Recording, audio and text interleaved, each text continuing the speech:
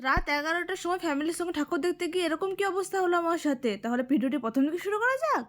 তো প্রথমেই সবাইকে জানাই শুভ শারদিয়া। আজকে হলো ষষ্ঠী। আজকে আমি গিয়েছিলাম আমার ফ্যামিলির সঙ্গে ঠাকুর দেখতে। আমি খুবই কনফিউজ ছিলাম যে আমি আজকে কি জামা পরবো, ট্রেডিশনাল পরবো না ওয়েস্টার্ন পরবো না জিন্স পরবো না কি পরবো বুঝতে পারছিলাম না। তো তখন মা আমাকে সাজেস্ট করলো যে একটা ট্রেডিশনাল জামা পরতে। তো সেটাই আমি আজকে পরবো, দেখো তোমাদের সঙ্গে শেয়ার করছি আমি। তো এটি হলো একটি পিঙ্ক কালারের গ্রাউন্ড। তারপর আমি চেষ্টা করলাম টিকটকারদের মতো এক চুটকি মেরে রেডি হওয়ার জন্য, কিন্তু আমি রেডি হতে পারলাম না, তাই তাড়াতাড়ি করে মেকআপ করতে আরম্ভ করে দিলাম। আমার কাছে মেকআপ বলে তেমন কিছু নয়, ফাউন্ডেশন, ফেস পাউডার আর একটু লিপস্টিক, এর থেকে বেশি কিছু মেকআপ করতে পারি না। সেটা আবার ইউটিউব থেকে শেখা, নিজে কিছু করতে পারিনি আমি। এই যে লিপস্টিক পরে নিয়েছি, তারপর একটা টিপ পরে নিলাম, তারপর অনেক কনফিউশনের পর একটি কানের পেলাম, সেটা আমি পরে নিলাম। কানের খুঁজতে অনেক টাইম লেগে গিয়েছিল। তারপর ভাবছি কেমন চুল বাঁধবো, চুল তো আমি কিছুই বাঁধতে পারি না, জাস্ট নর্মাল একটা কি করব ভাবতে পারছি না, তার জন্য নর্মাল সামনের দিকে ছেড়ে দিলাম।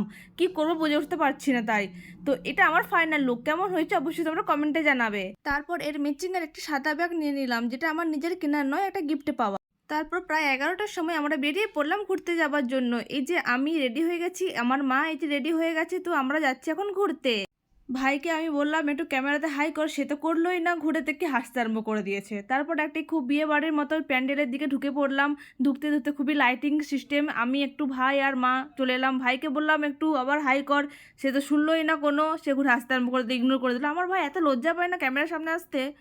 তারপর ঝিকিমিকি রেড ফোর্ট দেখতে দেখতে আমরা প্যান্ডেলের ভিতরে ঢুকে পড়লাম। তারপর এই ঠাকুরটি দেখার পর আমরা চলে গেলাম খেতে কিছু। ফ্যামিলির সাথে গেলে এটাই তো মজা, অনেক কিছু খাওয়া হয়। এটা খাওয়ার পর আমরা চলে গেলাম পুরী। পুরী মানে এখানে থিমটি ছিল জগন্নাথ টেম্পল। তারপর ভাইয়ের মতো একজনকে দেখার পর আমরা ভিতরে ঢুকে পড়লাম। ভাইকে বললাম এই দেখ তুই ওখানে বসে আছিস। ভাই আমাকে বলছে না তুই, এই নিয়ে আমাদের একটু ঝগড়া হয়ে গেল আর কি। তারপর এখানে ঠাকুর দেখতে দেখতে আমার খুবই গরম লেগে গেল। তার সামনে পাখা ছিল, আমি একটু হাওয়া খেতে আরম্ভ করে দিলাম। হাওয়া খাচ্ছি, একটু গরম লাগছে যেহেতু। তারপর হাওয়া খেতে খেতে সামনে দিলাম একটা সেলফি জোন আছে, তো ওখানে একটা ছবি তুলে নিলাম। তারপর ছবি তুলতে তুলতে একটা ভূত বলছে যাও যাও, তোমাদের ছবি তুলতে হবে। তারপর ভূতের কথা শুনে মুড অফ করে আমরা চলে গেলাম গুজরাট নীলকণ্ঠ ধামে। আরে না না, এই নীলকণ্ঠ ধামটা গুজরাটে নয়, এখানেই হয়েছে ধারিকাতে। তো আমরা চলে গেছিলাম ওখানে ঠাকুর দেখতে। প্যান্ডেলটি কিন্তু খুব সুন্দর করেছিল, আমার তো খুবই পছন্দ হয়েছিল। তারপর এই দিক চারদিকে একটু ছবি টবি তুললাম, একটু ভিডিও টিডিও করলাম। এই যে দেখাচ্ছি ধারিকা নীলকণ্ঠ ধামের একটু ব্যাকগ্রাউন্ডটা দেখে নাও, কেমন কি করেছিল ওরা।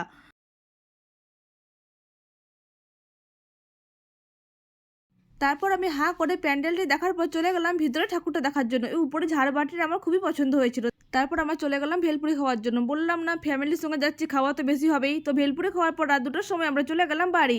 তো কেমন লাগলো ভিডিওটি অবশ্যই কমেন্টে জানাবে। টাটা।